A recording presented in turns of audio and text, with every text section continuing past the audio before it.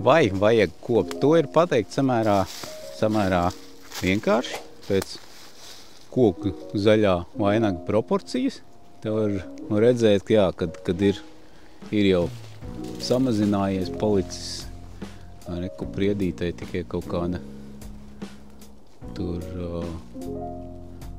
vidēji viena ceturdaļa, kas gan it kā priedēm vispār varētu būt ok, bet šī vecumā jau bija pa maz. Tāpēc viņš te paretināts.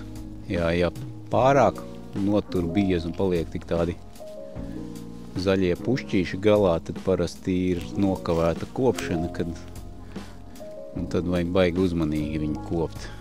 Jo tad pēc tam, ja uznāk vējš vai sniegs, tad to salauž. Nu tā.